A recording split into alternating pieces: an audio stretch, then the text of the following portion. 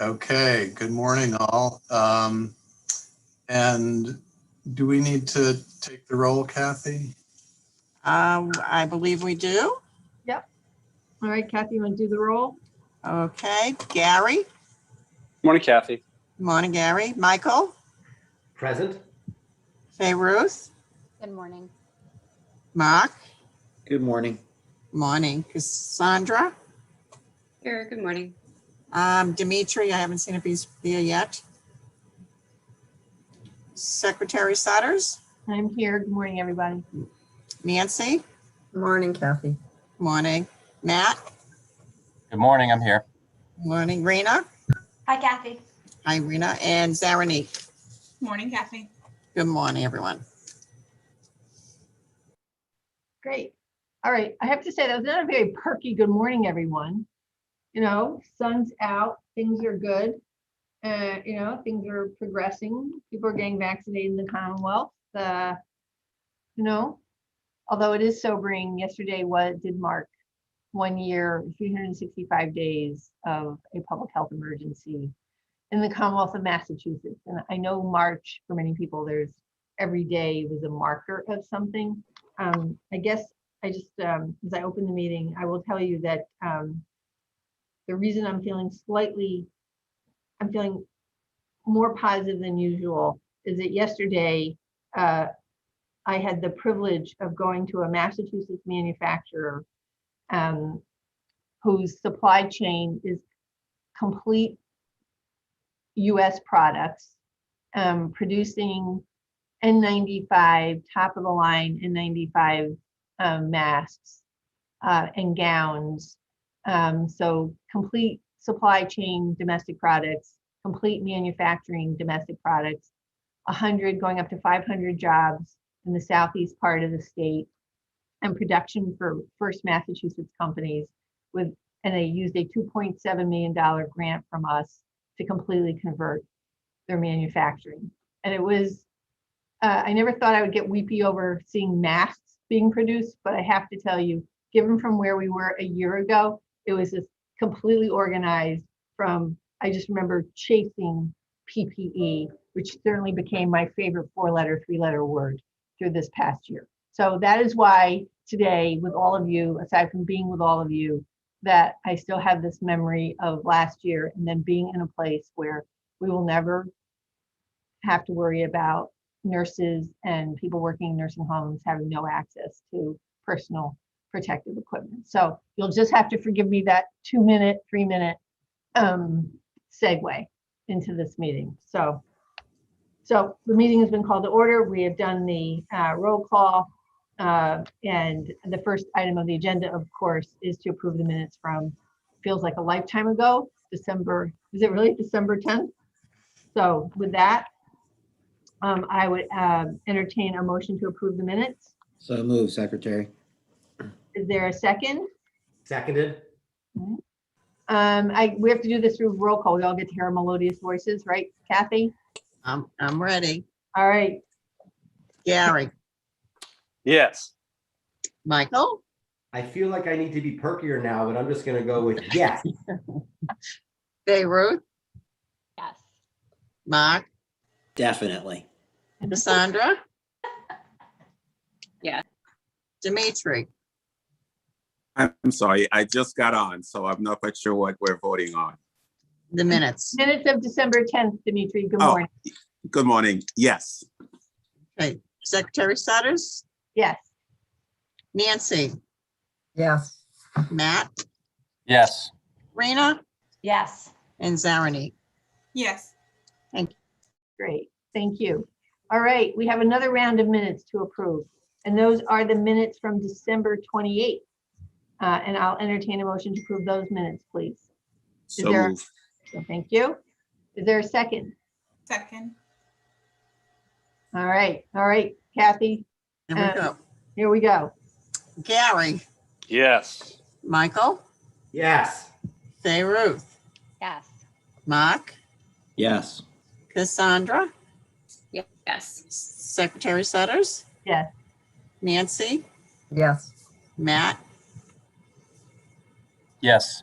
Rena, Yes. and Zarani. Yes. Thank you. Thank you. All right. I know, I think Matt was still reading the minutes. Just kidding. All right, we have a lot of business today, so I'm gonna turn it over to Louis for the executive director's report, please. Thank you, Louis. Good morning. Good morning and welcome all. Early on today's agenda are 2 items of routine annual business. The preview of the 2022 seal of approval and 2 votes related to Connector's ongoing policymaking role in the state's individual mandate, the affordability schedule and minimum creditable coverage deductible limits. And sometime I'll learn how to say that more easily without tripping over my tongue. But following these items and at risk of bearing the lead, I am particularly eager to share and discuss with you upcoming changes in Affordable Care Act subsidies as a result of the just passed Federal American Rescue Act bill. Audrey will be presenting the details. These federal subsidy changes for plan years 2021 and 2022 will make Health Connector coverage more affordable than ever and represent the biggest change in health insurance affordability since the ACA was passed 11 years ago.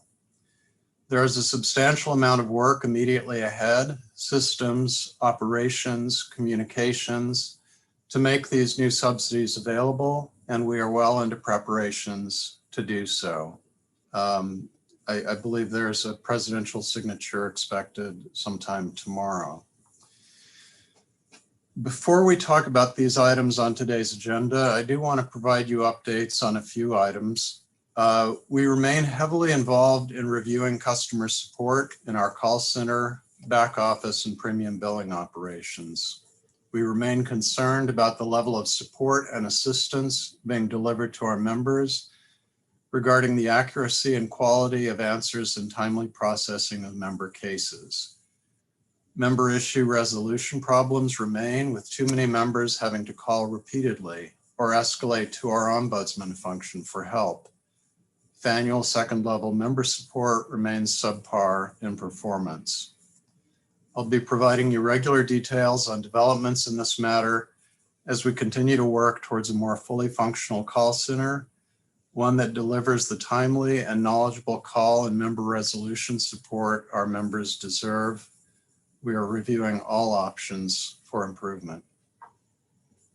In another matter, as you know, we have maintained an extended open enrollment period since our original open enrollment closing date of January 23rd.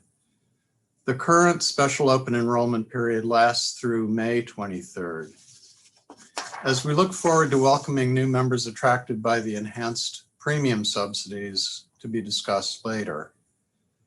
The Health Connector began 2021 with total non-group enrollment of just under 275,000 members, which is a 7% reduction from January of 2020. Lower membership is primarily the result of decreased new enrollments rather than termination of existing members.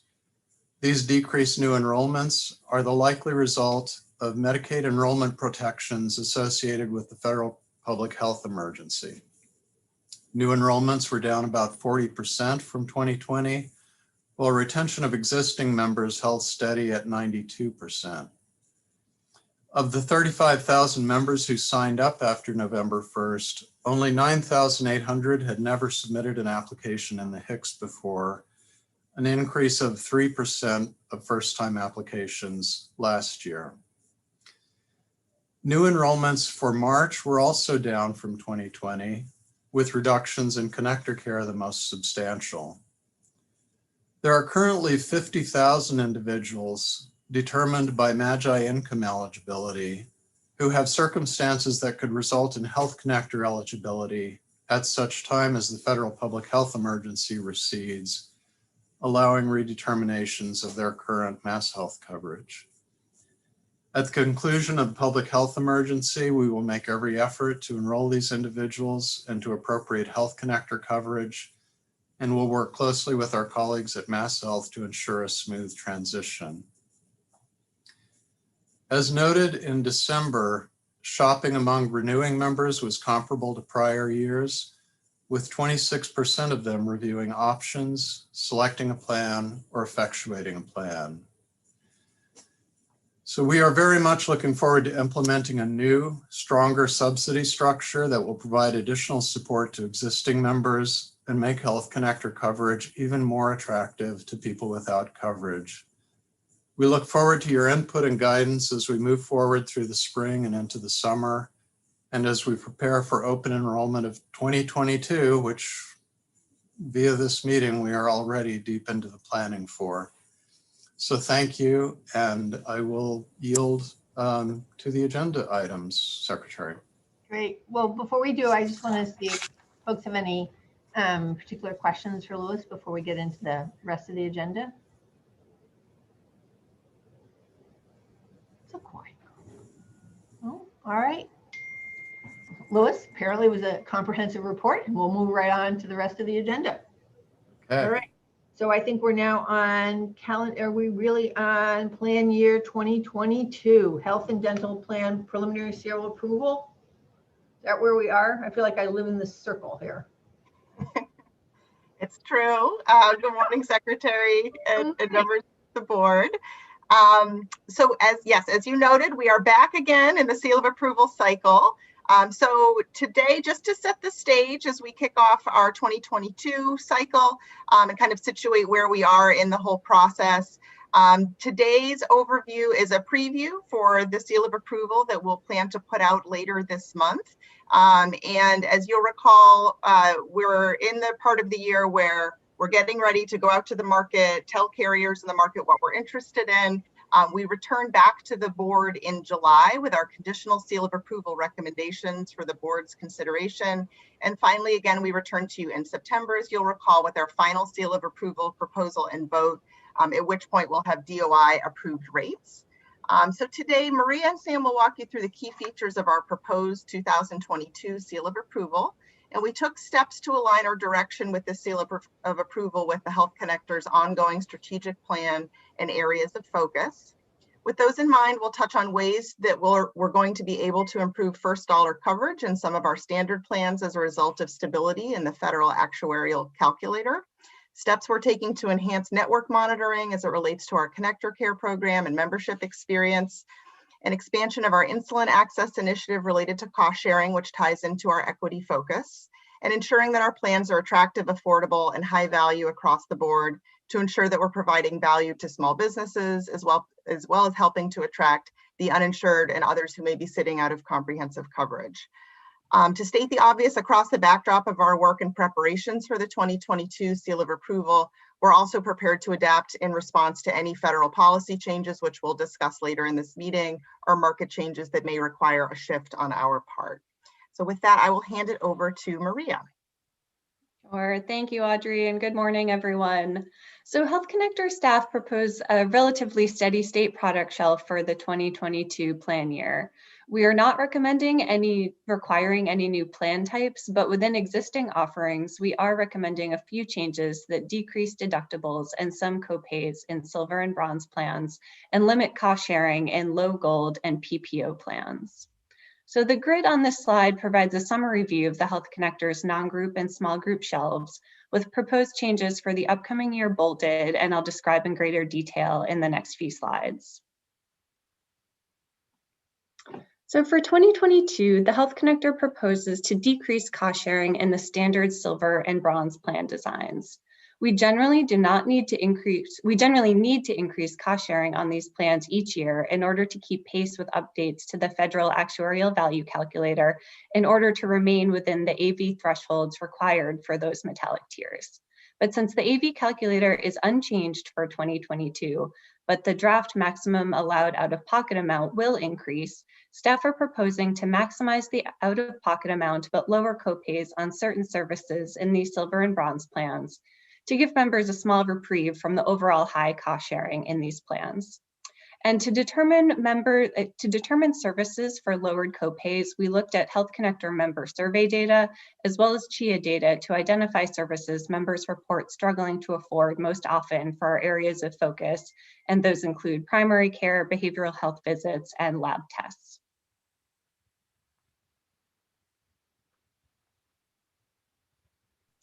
Can I jump in with a question? Yep. Sure, absolutely, Mike. So first of all, this is wonderful. Before you go on to the details, I'm curious about the stability of the federal actuarial value calculator. Is this something we can expect to go on into the future? Does it reflect some strange COVID assumptions about what's happened in terms of out-of-pocket and healthcare spending? Obviously, COVID had huge ramifications for overall healthcare spending, so a given dollar amount is going to be a much higher actuarial value. Or is there something else that I'm missing about why the actuarial value calculator is more stable going into 2022? Sure. Thanks, Michael. I would say it's kind of both, and I will start, but we also have Edith on the line to help support that answer as well.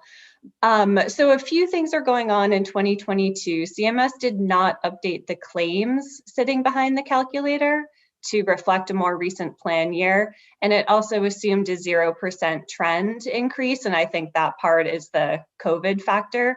So that's what's going on. So basically what that means is when we run the 2021 plans through the calculator, as is, the AVs don't change.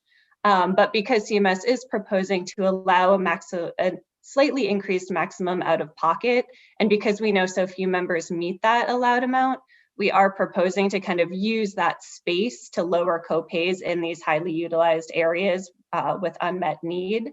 So all that said, we don't know what will happen in 2023. So it's hard to know what they will do. It's hard to know what sort of COVID assumptions they'll make. So given that it's kind of uncertain how things will play out, we are proposing to kind of give members a savings opportunity this year, given that the 2023 methodology is a bit uncertain.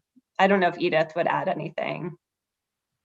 No, I think that's accurate. So basically in the current AV calculator, you have a trend assumption of 6% for 2020, which I think we can think that it's going to be much lower than 6%. So you could kind of interchange those assumptions, saying 0%. It might not be exactly 0%, but 0% for 2020 and 6% for 2022 would be another way of seeing it. So, but right. It's all due to COVID uncertainty that they decided to do it this way. So I don't know if everybody gets to see my thumbs up reaction, but the point is thumbs up reaction. I think this is basically a way of giving some of the lower medical expenses due to COVID back to people in terms of less out of pocket. And I'm very supportive of doing that. And I'm actually, I'll just say, because then I won't have to interrupt later, I'm very supportive of doing it in the targeted way that you're about to describe. All right, thank you, Michael. All right, you go. Okay. So in addition to standard plans, we also require carriers to offer 2 additional plan types: low gold, which are at the low end of the actuarial value range for the gold tier, and PPO plans for the Health Connector for Business platform. So carriers have flexibility in plan design for these offerings, and while we propose to continue to allow non-standard designs, we recommend adding a few plan design parameters that would cap deductible and coinsurance amounts to ensure that these plans, particularly the PPOs, are attractive offerings to Health Connector shoppers. Maria, can you remind me why we require it? There such a small number of people actually buy the non-standard plan designs. Sure, thanks, Nancy. I will rephrase. They don't have to be non-standard, but they can be. So a few carriers do use a standard design for example, the PPO offering. So it's not required that it's non-standard, and you're right, relatively few people do enroll in non-standard plan designs, but we just have not put forth a standard design because we've heard from carriers that they want a little bit of flexibility in their design of these plans. Yeah, to me, they clutter up the shelf without much market interest, but so. Sure, no, we appreciate that feedback, and we could certainly consider kind of taking the standardization further in future years. So it's appreciated and acknowledged. And for the 2022 ConnectorCare program, we aren't proposing major changes, but we will continue to improve our efforts in network monitoring and management of network changes. We continue to enhance our ability to leverage internal data sources and geomapping software for provider network analysis. Additionally, ConnectorCare network changes for the 2021 plan year highlighted opportunities to formalize processes in our communication with carriers to better support members impacted by disrupted provider relationships. So the 2022 seal of approval will include upfront collection of escalated case and continuity of care protocols, in addition to a requirement that carriers notify the Health Connector of both material network terminations and additions and update provider search tool data as soon as possible following a network change. We will inform the board of any anticipated ConnectorCare program disruptions following receipt of carrier seal of approval submissions in the spring. So I'll pause for any questions before turning it over to Sam to share some seal of approval recommendations in the quality and value areas for 2022. Any comments, questions, any further comments, questions? Okay, all right. I think that's a green light to go forward. Okay, thank you. And good morning, everyone.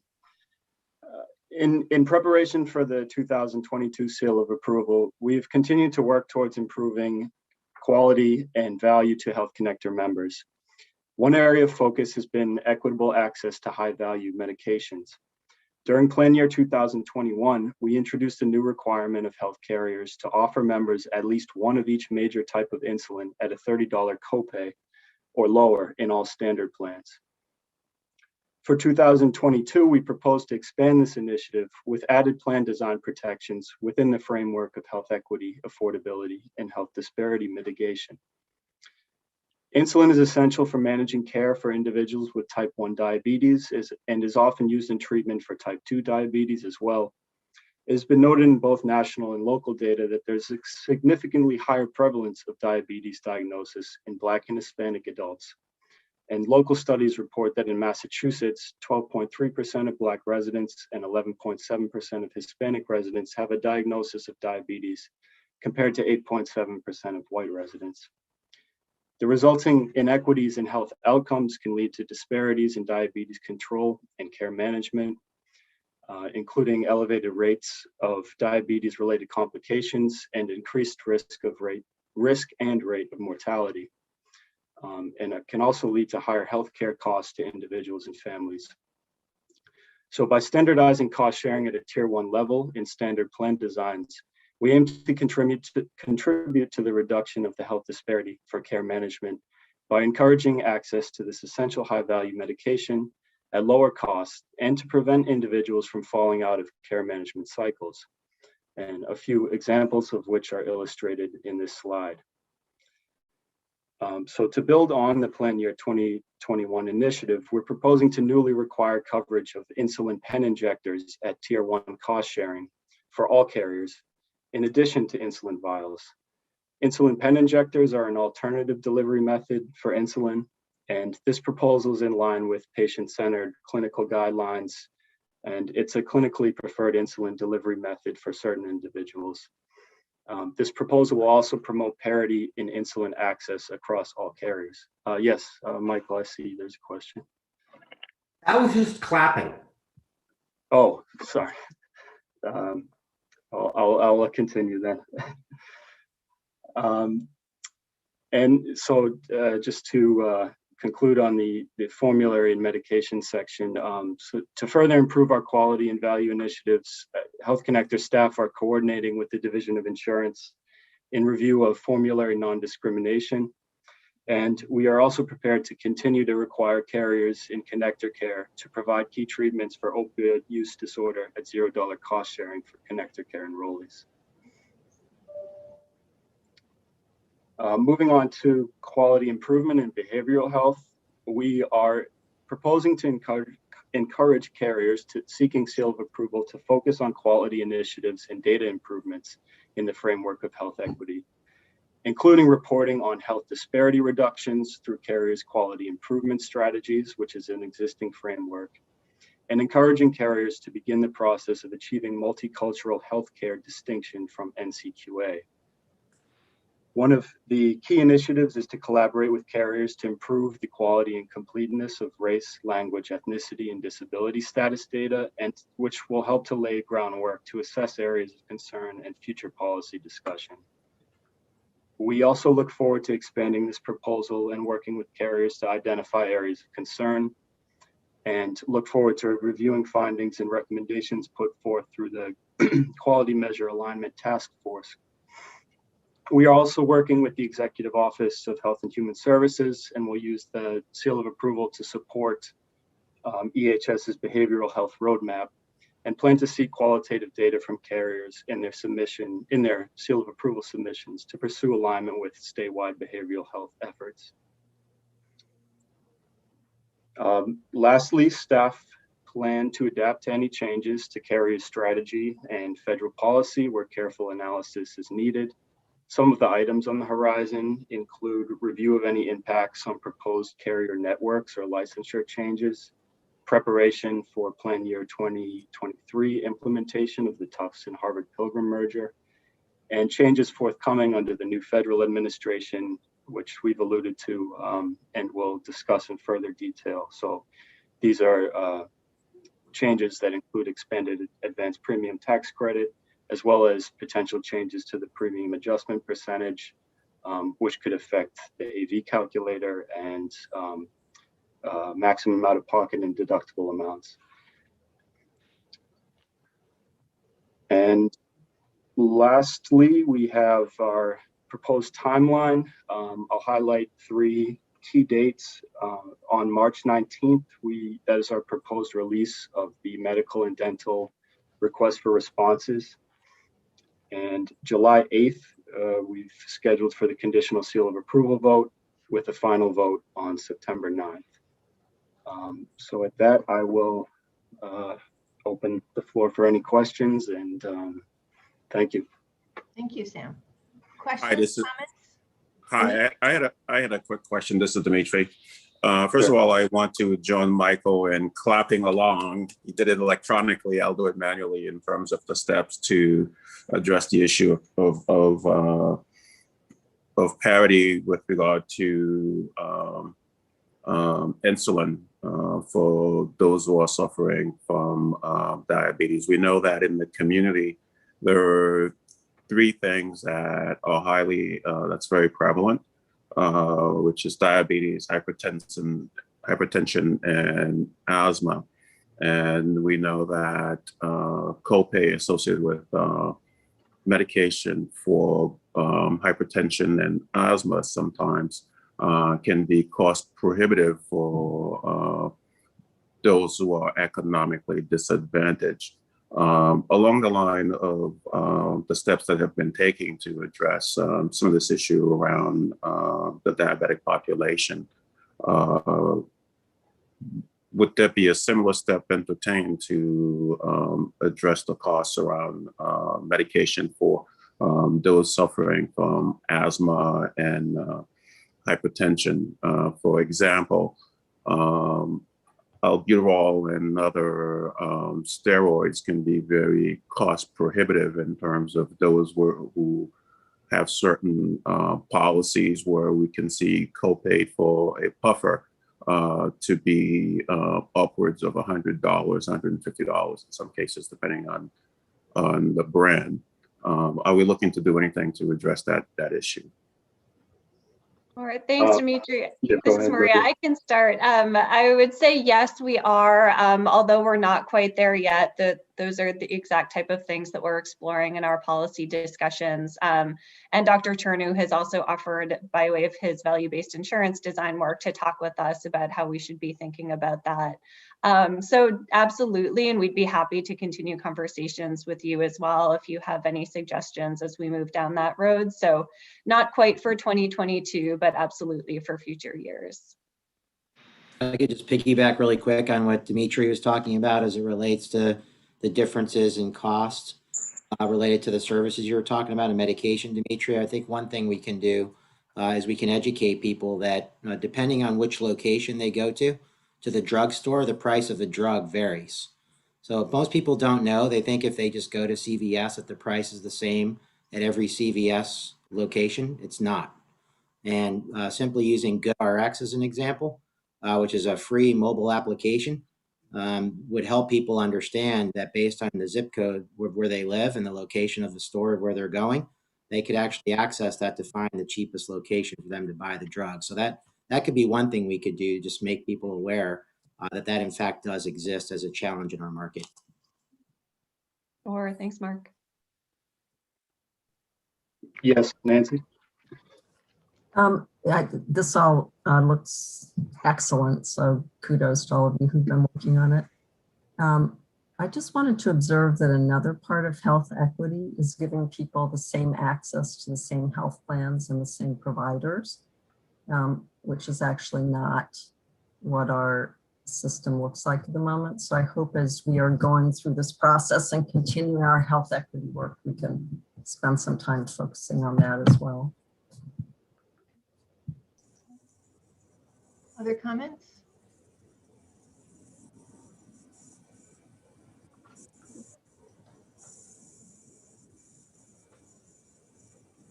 That's it?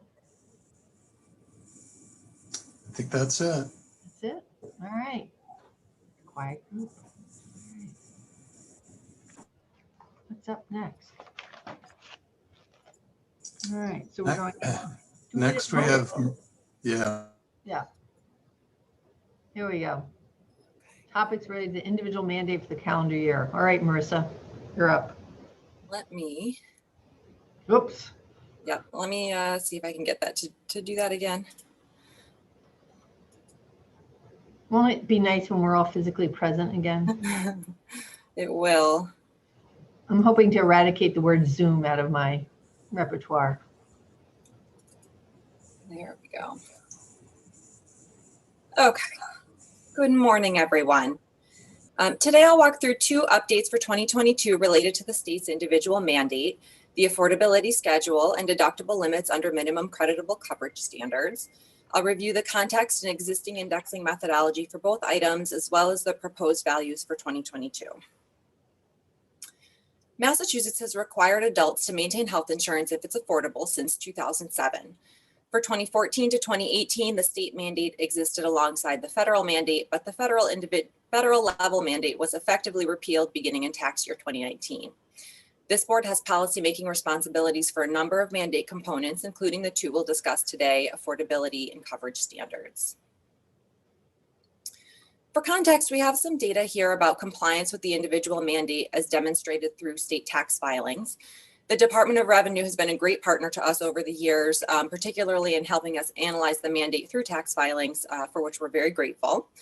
And over the 2013 to 2016 period, we saw a 1.4 percentage point increase in the population reporting full year coverage, which was about 237,000 people.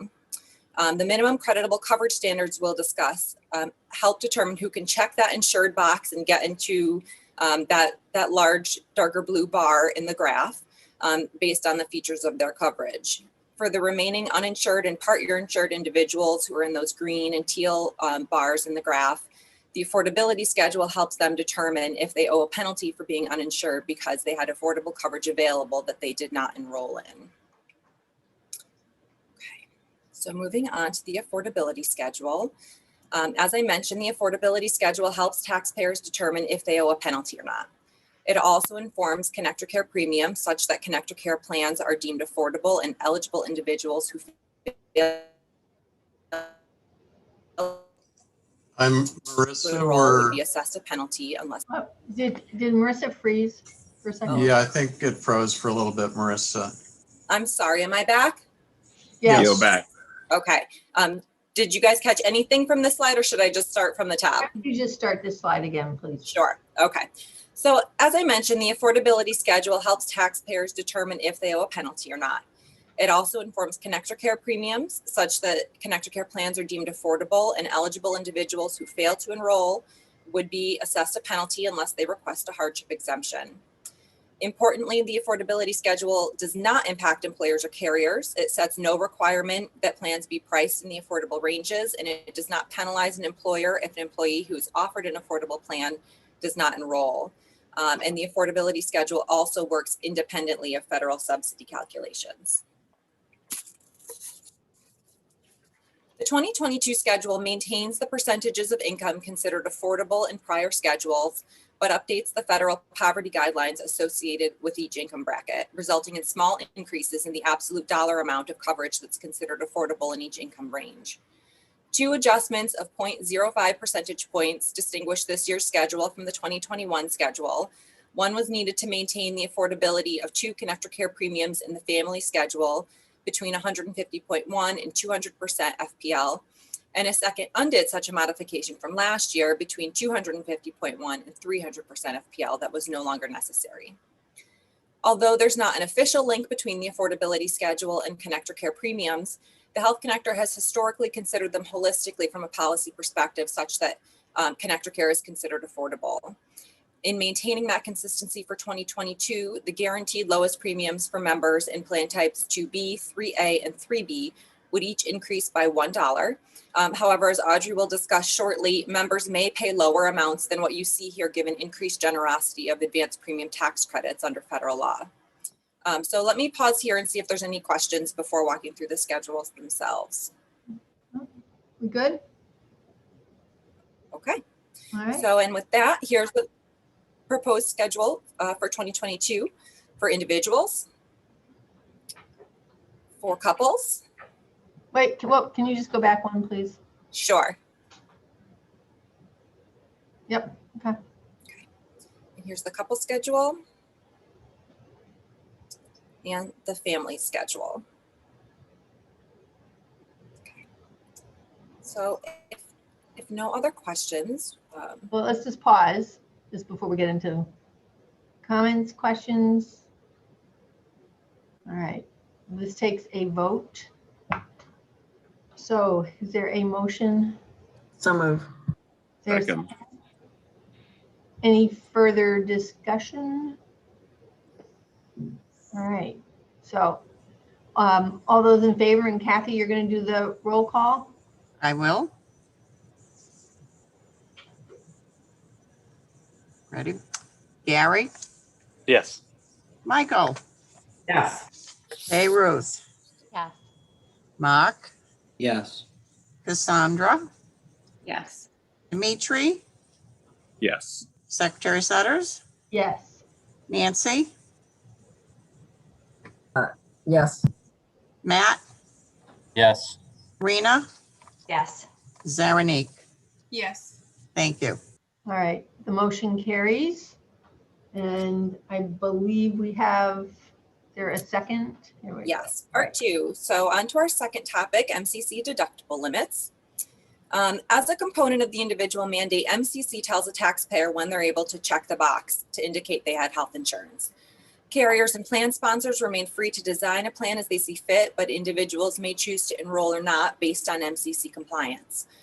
The MCC deductible limits are also independent of federal rules, particularly around high deductible health plans, which the IRS produces guidance on annually. MCC deductible limits were included in the original 2007 regulations at $2,000 for an individual and $4,000 for a family. But increased costs for medical services have put upward pressure on deductibles since then. In particular, plans subject to actuarial value constraints under the Affordable Care Act, which include the Health Connectors plans, have increasingly struggled to maintain reasonable cost sharing requirements outside the deductible. And plans that were generally robust and market standard failed to allow residents to attest to creditable coverage and avoid tax penalties. As a result, the board voted in late 2019 to institute a regulatory provision that would allow MCC deductible limits to increase annually according to the premium adjustment percentage used by the U.S. Department of Health and Human Services for several indexing calculations, including one that already increased the allowed out-of-pocket maximum under MCC.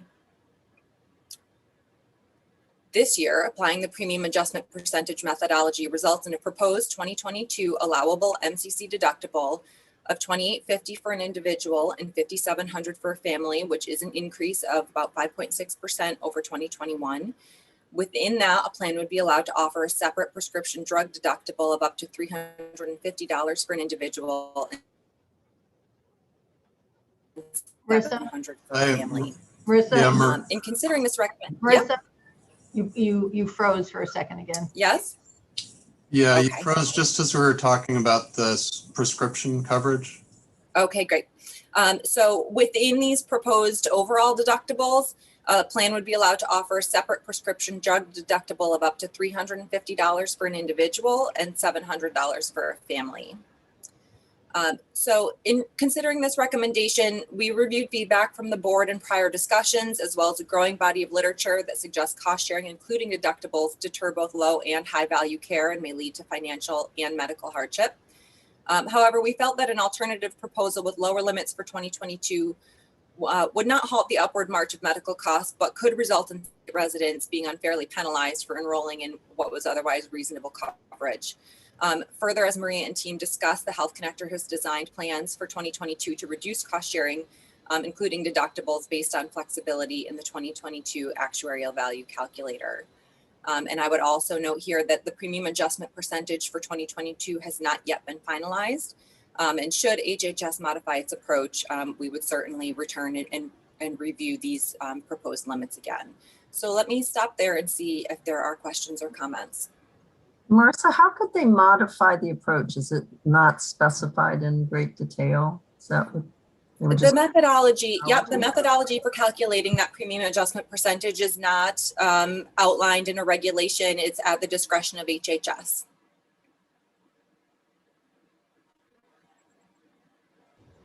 Other comments? So this is largely outside of ConnectorCare because we govern all of the details of this. Otherwise, I'm just trying to connect this to the seal of approval discussion. I mean, obviously, I'm not a fan of deductibles. That I think should go without saying. I'll add, I understand why we get pushed into this situation. So I might also add, I'm not a fan of higher healthcare spending, which is what sort of pushes us in this direction. But I just want to make sure I got the connections between the regulatory aspects of minimally credible coverage and then how we fit that in with our seal of approval and all of our efforts to use the dollars we have to protect people from cost sharing like this, which for some people can be quite problematic. Mm-hmm. Yes, so minimum creditable coverage, is market-wide. It's something that all state residents are considering when they enroll in a plan because they want to avoid those tax penalties. And certainly, we would want to design a plan that would allow them to check that box. And so when we design plans, we keep these MCC limits in mind. One of the reasons that we had brought to the board a few years ago increased deductibles was because we were having an increasingly hard time designing a plan that could meet MCC requirements on its face. And we wanted to be able to say to members that, we've designed a plan that's consistent with what these regulations put forward. So, in a normal year, I think we face a really strong challenge to keep deductibles within these limits, and particularly on the bronze tier. 2022 is not looking like it will be quite a normal year. I think the link there is our impetus to provide members with a plan that will allow them to satisfy their individual mandate requirements.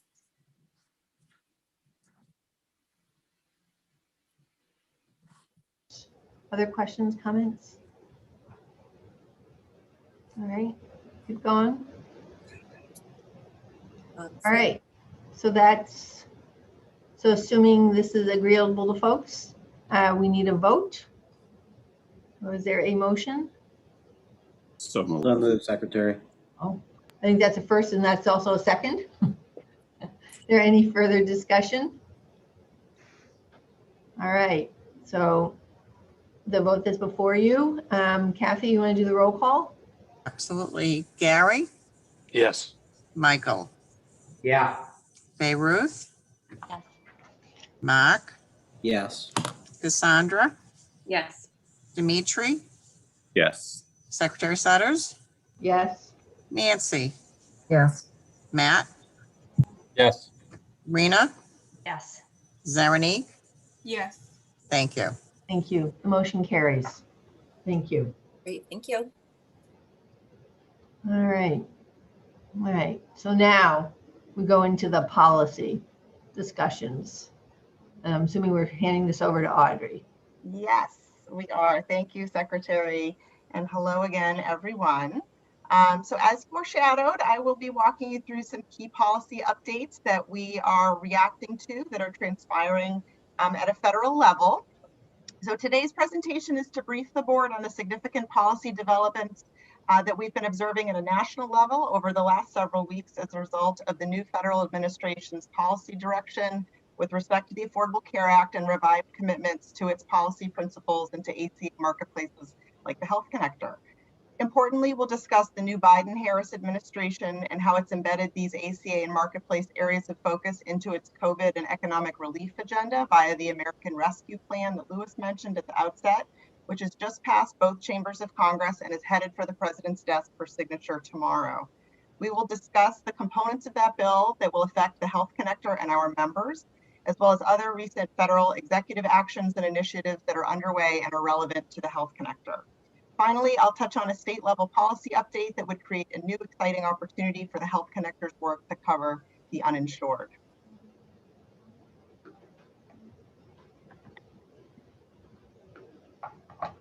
Shortly after taking office in January, President Biden signed an executive order which stated it is the policy of the new federal administration to protect and strengthen Medicaid and the Affordable Care Act. And this executive order directs key federal agencies to consider new actions and rulemaking to fully enforce and enact this policy objective. This executive order also formally rescinded a number of executive orders from the prior administration, which had formally stated that that administration's intention was to repeal the Affordable Care Act, and a separate executive order that had directed federal agencies to issue rules that promoted short-term limited duration plans, association health plans, and certain individual coverage health reimbursement arrangements. We will continue to watch closely for the expected rulemaking that is likely to change course on those sorts of products. And just to note, some of those rules are tied up in litigation as well, so complicated space.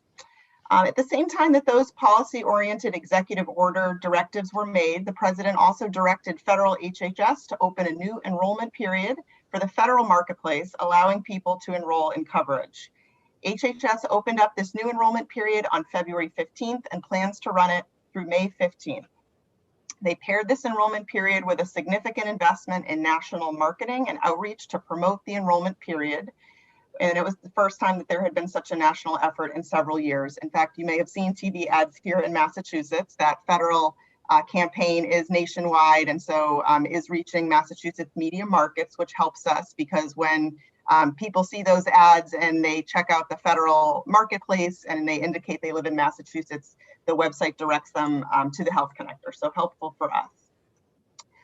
We and other state-based marketplaces around the country followed suit with the creation or extension of existing enrollment periods to align with this new federal opportunity. And as you know, we are running our enrollment period through May 23rd to align with our payment deadline. And we appreciate the coordination with our colleagues at the Division of Insurance, who also created an aligned enrollment opportunity for the off-exchange individual market. Lastly, want to note that since we have discussed the public charge rule with this board in the past and our collective concerns about its harms and chilling effects to lawfully present immigrant populations seeking healthcare and other social services, I wanted to also note that the Biden-Harris administration had formally placed the rule under immediate review, and its Department of Justice withdrew its defense of several public charge related cases in front of the Supreme Court, effectively allowing lower court rulings that were blocking the rule. And the Department of Homeland Security has indicated that it is not implementing the rule any longer. So we look forward to being able to clarify for Massachusetts residents that that rule is no longer in effect. Audrey, can I ask a question really quickly about HRAs were revoked under the executive order? Does that mean ICRAs? So are ICRAs are they okay or are they not okay? I guess. Well, so it's a great question. We'll have to see what rulemaking comes out of this. The rule a few years ago that created the new capabilities for individual coverage, HRAs, stemmed from an executive order that was just repealed. So it doesn't inherently mean that that rule will go away, but it's essentially being kind of placed under review, and it's kind of part of that suite of rules that that is being looked at. So we'll have to see what happens there. That's the one I would expect the least changes on, but that's just my personal opinion. Yeah, I've heard favorable things that they want to keep that in place. That's what my federal contacts are telling me, but I just want to get your read of it too. Yeah, that would be my sense too. That one seems the least likely to change of the three. Thank you, Mark. Any other questions on these executive actions before I turn to congressional activity and the rescue plan? I think it's incredibly exciting that the work that the Connector staff has done over the past past to ensure that some of the fluidity and volatility of the is sort of changing. And I'm really excited to see the changes to the public charge rule. I know that there were a few of us in our personal capacities that submitted public comment concerned about the impact of the public charge rule. So it's exciting, and it'll be great to see that clarified. Thank you, Fayru. Thank you. We've had a dedicated page on the MassDOT Health and Human Services website, which we will be, I've been back and forth with Mira, I think early this morning. We'll be making changes to that page, clarifying where things are before the end of the week. So that's great. That's really great. Yeah. Thank you, Secretary. Okay. So shifting gears into congressional activity, I'm sure you've all been following the congressional journey of the COVID relief bill known as the American Rescue Plan, which has now passed both chambers of Congress and is headed to the president's desk for signature on Friday. Included in this bill is the most significant expansion of ACA coverage and affordability supports for health coverage in over a decade since the ACA was passed in 2010. The specific provisions that accomplish this, which I will discuss in more detail, present significant new opportunities to expand coverage and lower costs for low-income and middle-income families in Massachusetts and nationally. This expansion will help us tremendously in advancing our mission at the Health Connector and help our members. Since we first saw the outlines of then President-elect Biden's plans for the American Rescue Plan in mid-January, staff have been preparing for the anticipated need and possibility to rapidly and effectively implement these new provisions. So what specifically is in the bill that changes our work and the coverage experience for our members and our residents? The ARP expands the generosity of premium tax credits for the population of people who have always been eligible for them under the ACA. That is, people up to 400% of the federal poverty level. And as a reference, that's someone in a household of one earning about $51,000 a year. Premium tax credits are set by a federal schedule that determines what percentage of someone's household income they should be expected to contribute towards a benchmark plan. That is the second lowest cost silver plan in their area. So it depends where someone lives and how expensive coverage options are in their area. The new bill changes this schedule by reducing the percentage of income people are expected to contribute towards their benchmark plan, thereby making APTC, premium tax credits, richer. I feel compelled to note that the affordability schedule that is being enacted for people on the low to moderate income scale closely follows the Health Connector's approach since 2006 and also seems to take cues from a recent state RAP expansion in California. So exciting to see state innovations and state-based marketplaces work manifesting here. Important to note, this expansion of APTC is in place for 2021 and 2022, so it is not permanent. Notably, the bill also makes a second major change to APTC policy, which is to remove the eligibility cap on APTC, which has always been at 400% of the federal poverty level. In other words, in the past, if you were right over the subsidy eligibility line, say at 405% of the federal poverty level, you could be expected to pay 20% of your household income towards a benchmark plan or higher, and the law was silent with respect to whether there could be a subsidy there to help you. The new bill removes that cap and says that no one, even above 400% of the federal poverty level, should have to pay more than 8.5% of their household income towards a benchmark plan. To state the obvious, this is a very big deal and will provide very material help to a population that has long struggled with healthcare affordability. What we refer to as our unsubsidized market, people who pay full freight for their own non-group coverage without any contribution from an employer, without a subsidy, and without the favorable tax treatment that employer-sponsored based coverage is granted. The bill also includes a key change for marketplace-based coverage for individuals on unemployment income. This provision is just for the year 2021, but it states that anybody who has received unemployment income for any week during this particular calendar year can qualify for basically the most generous version of an exchange product. So the rules would place them at 133% of the federal poverty level, and that's for both premium tax credit and cost sharing reduction purposes. Also in this bill, receiving slightly less attention, but are a couple other provisions that are, I think, important for our awareness with respect to our members and the healthcare landscape around us, particularly in the economic circumstances we're in.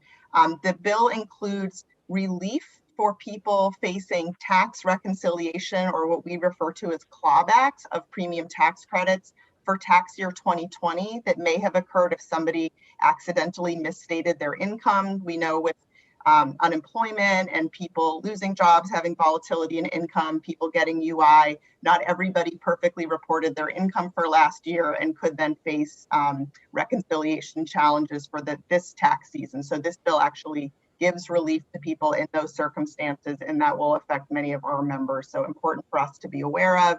And then another key piece of this bill is that it offers 100% federal subsidization of COBRA coverage between enactment of the bill and September 30th of this year. So that's obviously an extremely significant development for people who are on COBRA, and I think will affect the landscape around us in terms of people who have that option versus this expanded APTC or this other UI provision as well.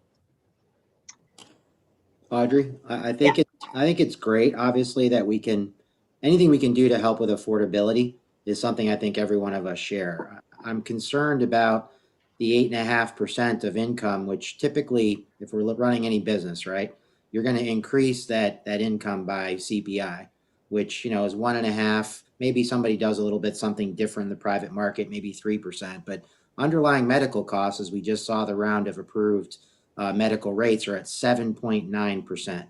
So how do we solve for the delta in the increase in medical costs and the lower slope, if you will, of affordability relative to income? That's a big question, and I'm not sure I have the answer to that, but I do think it's obviously there's an important challenge here with respect to underlying healthcare cost growth. But I think what we're looking at here is immediate relief for people who've been bearing the brunt of that.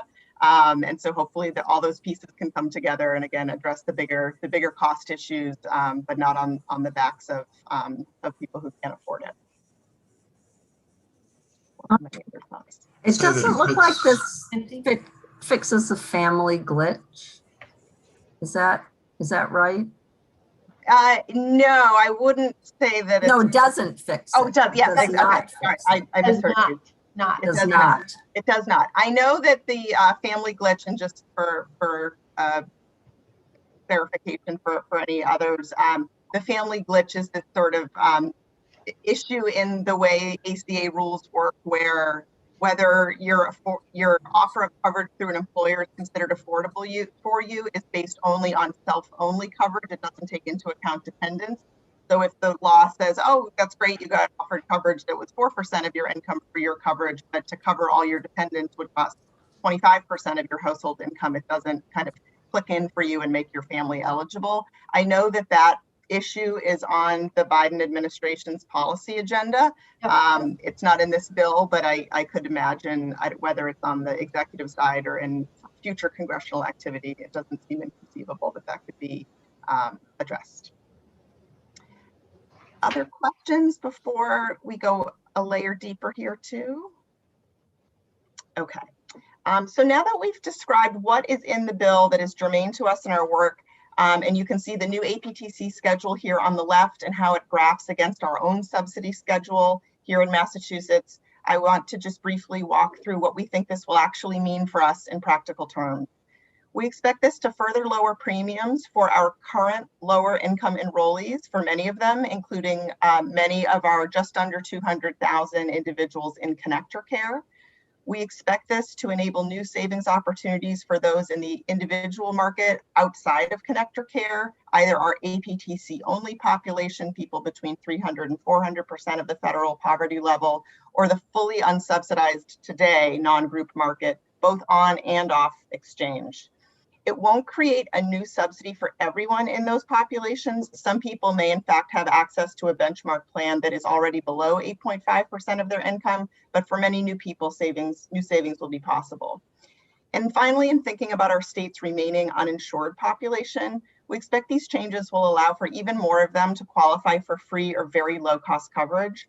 So we need to and will redouble our efforts to make sure this population is reached and has the tools they need to see just how much help exists for them to get into coverage. We know from great research and data here in Massachusetts that the majority of the uninsured do qualify for low cost or free coverage, yet cite perceived cost challenges as their barrier to enrollment. So it's an information gap problem, and we can use this opportunity of even more affordability help to cross that divide. Here we wanted to provide a few examples, again, as hopefully we've made clear, the new APTC that will be available to people, either people who already qualify for APTC but may now have even greater savings available to them, or people who are newly eligible for APTC. Their amounts and saving opportunities will vary for a number of different reasons: where they live in the state, what plans are available. That all goes into the calculus with respect to how APTC gets generated. But we thought it would be helpful to show you kind of a range of the savings opportunities that will happen for people, again, whether they're in ConnectorCare, APTC only, somebody who's uninsured may have taken a look at us before, seen a particular premium amount, now we'll see a lower premium amount available to them. You can see here we used an example of somebody from the islands. Just given the makeup of the particular carriers and premium amounts on the islands, that's an area where we expect for there to be very, very material savings opportunities for people in the unsubsidized non-group market. So that kind of information and these sorts of differentials will help inform our outreach strategy and working with folks in these areas to make sure they understand what's available and coming their way. So moving a bit more into implementation, as I mentioned, we've been working over the last month plus to prepare for the possibility that this bill would be enacted. And here we are on the eve of its enactment. So we will be doing a bifurcated implementation strategy with respect to these APTC changes, where our plan is during April to rerun eligibility on people who are under 400%, so those people who already qualify for APTC, to get to their lower premium amounts where applicable. And then in May, we would follow suit with people over 400% of the federal poverty level. And that will include people who are already on exchange, but also the opportunity for people who are off exchange, either uninsured or buying directly through a carrier, and the off exchange market could come in and have these new APTC options available to them where applicable. As you would imagine, there's lots of implementation details that we're working through. This will obviously entail very significant awareness raising work on our part and the part of partners that the Health Connector works with to make sure that the people who are about to get these new benefits and capabilities know about them. It won't do a lot of good if people aren't aware of them. We need to get people to take advantage of these new options. So that will be a very significant area of our focus that we're hard at work planning out, kind of a superstructure for our communications, again, to existing members and to the broader market. The need for tools so that people can figure out what they might qualify for before they go ahead and fill out an application. So with respect to people coming from off exchange, interactions between these new subsidies and this extended open enrollment period that we're already in through May, and thinking about whether we need to think about different kind of durations of enrollment periods based on when these capabilities become live in the system. And thinking about how we work with our carriers and others around product considerations for people who may wish to come from off exchange to on exchange, but already have accumulated towards deductibles and dynamics like that. So we're working through those considerations as well. Before I turn to the UI piece, any other questions on the APTC front? Anybody? Okay. Great. So I mentioned this new component of the law that would also create a special benefit category for people who have been on unemployment income for at least 1 week during 2021. This piece of the bill was changing up until late last week, where there was an addition made to sort of simplify the rules so that people on UI would not just be considered at 133% of the federal poverty level for the purposes of premium tax credits, but also cost sharing reductions. But this, I would say this component of the bill, while obviously providing a tremendous benefit to people on UI and linking them with marketplace coverage, this is a little bit of a trickier implementation. So there's a lot of components of this for us to think through and work through to sort of bring it to life. We've listed a number. Oh. I just want to note, Audrey's being very diplomatic. These are non-trivial challenges as well as considerations. So thank you, Audrey. No, absolutely. But, and just to kind of note, you know, for if you're wondering why 133% of the federal poverty level is kind of where these individuals are being placed, I think there's kind of a national dimension of this. It's trying to, I think, help catch people and get them into essentially free coverage, but not run into issues in states that may not have expanded Medicaid. So that's kind of part of the landscape here. But there's a lot to think through for us here in terms of attestation and how our systems would understand somebody to have received unemployment income for at least a week during a particular year. A lot of interactions. We imagine that there's a lot of people on unemployment income who may already be with us or be with Mass Health, who may be on COBRA or who may want to get on COBRA now that it will be subsidized at 100% through September. So it's sort of a dynamic space in thinking about people who are either unemployed or have recently been unemployed and so on. And again, this is a provision that is in the law right now just for 2021. So again, it's time bound, but even more time bound than the APTC provisions that we were discussing. So lots to think through here, and we're in close touch with other states and thinking about implementation on this front. So I'll pause there again, unless any questions. I would love to share an update on a state policy update that we believe the board would be interested in and we're excited about. Okay. Audrey, this isn't a question, but it's sort of just an adjacent related comment. I said this a few meetings ago, and I just want to again lift up the Connector staff sort of outreach and proactive efforts to be in touch with people who have been are unemployed or have ES or losing ESI. Really, some significant outreach has happened to connect to worker centers and labor unions. And I just think it's really important to highlight this, and this seemed like sort of the most related point in the agenda, to raise it, as well as the opportunity to do that in a multilingual way. So just thanks and appreciation from sort of that perspective of the labor sort of worker area of the world.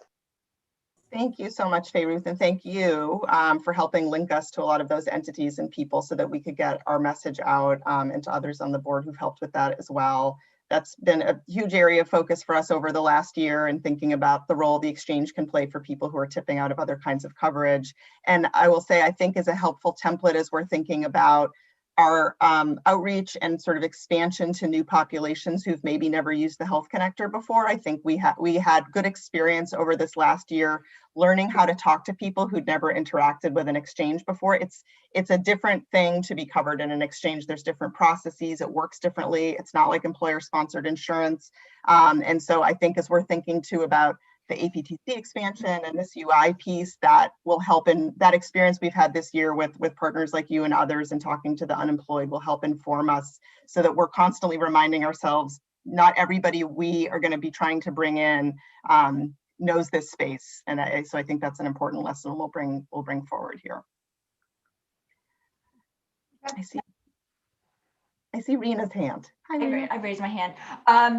So I want to say I am, this has been a challenging year, no doubt, and I think it is fantastic that federal and state support is stepping in to try to stabilize the incredible disruption that has occurred.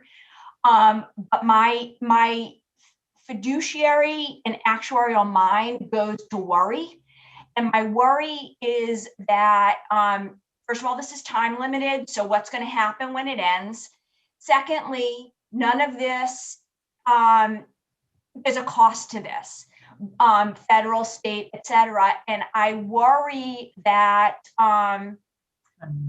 that there's not enough focus on how we manage this cost and what's going to happen at that cliff. And I guess I would call, I don't know if this is a push or just an advertisement again for the Merge Market Advisory Council, which is desperately attempting to raise awareness to the cost issues of healthcare, in addition to the access to coverage.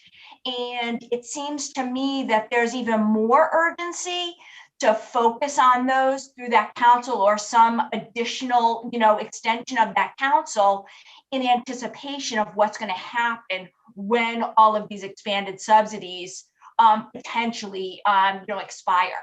So I just feel the need to say that, because at the end of the day, this is healthcare can't be just a blank check. We've got to get the costs under control.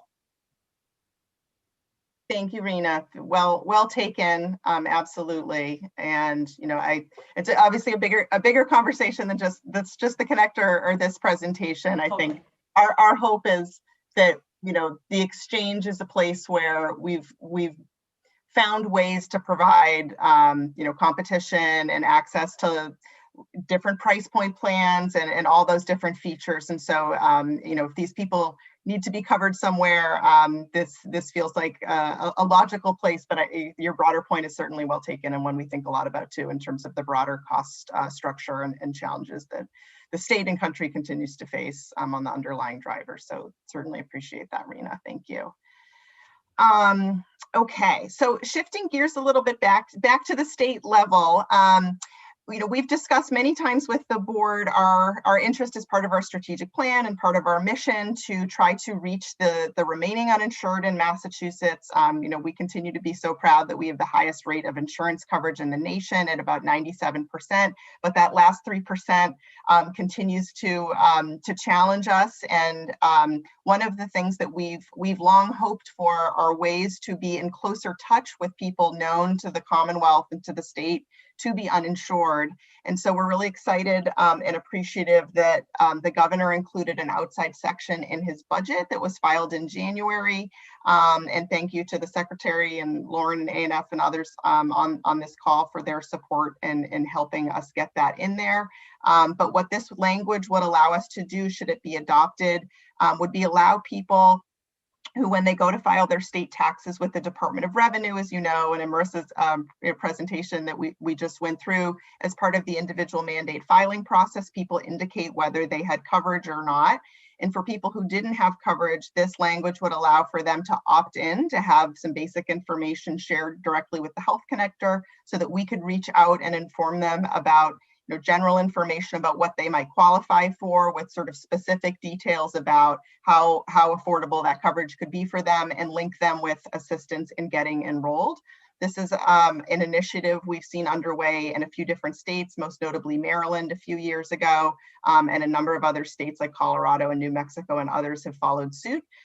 So this would be a major advancement for the Health Connector to be able to move beyond kind of broad proxy level, community-based data-oriented outreach. Look, we see this region of the state where there's more uninsurance, that will continue, and that's a very important part of what we do, of course, but to have sort of more tactile, direct person-to-person contact with people known to be uninsured would be a major step forward. And we've been involved with and studying a lot of different research that has shown that for the uninsured, very tailored nudges that show specifically what they would have to pay increases the chances of people actually getting enrolled. Most people kind of misestimate how much something might cost to them. So being able to be more specific with tailored nudges would be a really significant advancement for us. So we will continue to watch this space and certainly keep the board apprised, but we did want to raise this for your attention and awareness at this particular time, especially in thinking about how this could link and be assisted by a lot of the provisions that we just talked about coming from the federal level that will make coverage even more affordable.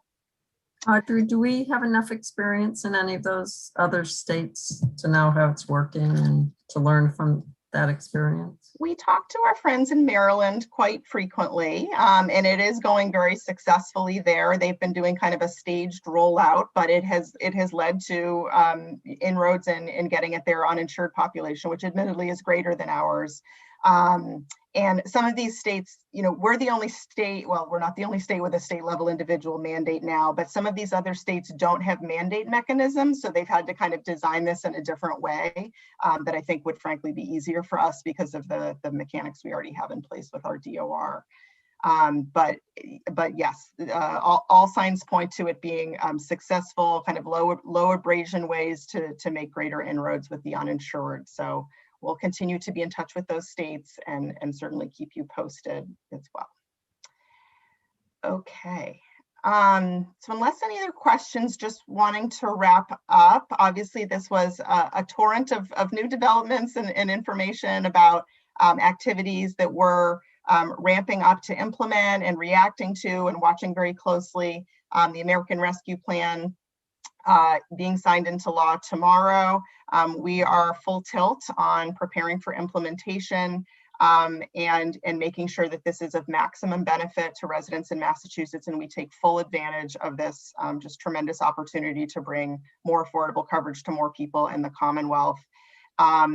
We anticipate needing to rely heavily on our partners, you all, our carrier partners, consumer assisters and advocates, other sister agencies, media partners, and local elected officials and others who can help us get the word out and make sure that the public knows about these new benefits and that we're, again, making maximum use of them. We'll continue to watch and keep you apprised on executive branch activities, rulemaking, further policy developments that we're watching for and anticipating around ACA and ACA marketplace dynamics, as well as future congressional activity. And to Rena's point about the impermanence of these particular provisions in this particular bill, we anticipate that there may be future attempts to make these provisions permanent. So we'll watch that very closely, and that would obviously change the calculus of various considerations for us here at a state level if that were to happen. We also understand that there are interests in congressional circles in the Biden administration with pegging premium tax credit calculations to gold plans rather than silver plans. So that would also have material consequences, again, just for the kind of the math of all of this and the member experience, as well as systems considerations and the like. So to not put too fine a point on it, we'll obviously be watching that extremely closely, and we'll continue to keep the board apprised on all of those topics, as well as the state level piece in terms of the opportunity to reach out directly to uninsured residents. So that rounds up my presentation, and I'm of course happy to take any questions or comments from anyone. Let me just open it up. Nancy? Best policy report in 4 years. Thank you. That took you long. I got excited over the public charge piece. It's a big deal. We would have been excited over any one of those things. I know. I do think Rena, though, I do just want to, Rena does raise a very important point around, as we think about this on the longer horizon and the impact on consumers and states and the like. So I heard you loud and clear, Rena, and appreciate you raising that. And I think that's an advocacy challenge going forward too, if we think these things should become enduring parts of the coverage landscape, and then it's all of our job to try to fight for them. Yeah, I mean, we have our own, we have our own challenges. I put on my other hat, not my COVID hat, my Secretary of Health and Human Services hat. The good news is, our Medicaid program has, is a good benefit, strong benefit in comparison to many other states in the country. And we had been on sort of a downward trajectory in terms of our enrollment from 17, 19, and we're projecting, the mass health population to be 2 million this year, and probably in FY22, 2.1 million. The good news is, right, brings in FMAP revenue into the Commonwealth, but the things you do to manage an insurance program, we can't do until the end. So not probably redeterminations and the like until January of 2022.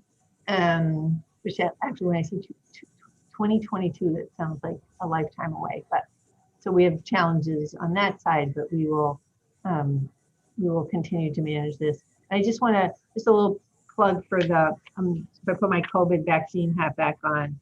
One of the changes we made, and I think Faye Ruth knows this, one of the changes we made in the Medicaid program was to extend non-emergency transportation across the entire Medicaid book of business, including the health safety net, for anyone to have transportation for vaccination purposes. So again, just trying to remove any, like physical barrier, if you would, for people to get vaccines if they're able to transport. And we're putting in place a statewide sort of mobile vaccine program for individuals who are homebound and for other reasons cannot travel anywhere to receive a vaccine program. For about the 25,000 individuals for whom there are significant mobility challenges and some other things to make everything as accessible and available as possible, although I can't manufacture the supply. So that's my, all things vaccine. But any other business before the board? Other comments about this? Other than Nancy's on record, it's the best policy discussion and presentation the past 4 years. Anyone else?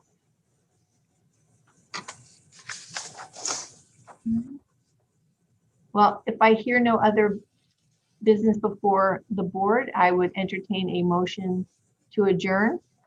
Is there a motion? So moved. Is there a second? Second. Any further discussion about wanting to adjourn or not? All right, Kathy, hit the roll call. All right, Gary, Yes. Michael, Yes. Faye Ruth, Yes. Mark, Yes. Cassandra, Yes. Dimitri, Yes. Secretary Sutters, Yes. Nancy, Yes. Matt, Yes. Rena, Yes. Zaranique. Yes. Thank you, everyone. All right, meeting's adjourned. Be well, take care, practice bubble fidelity, get the facts, get the vax, and take care, everybody. You too. Thank you. Thank so you. much. Thank you. Thank you all. Thanks, Connector.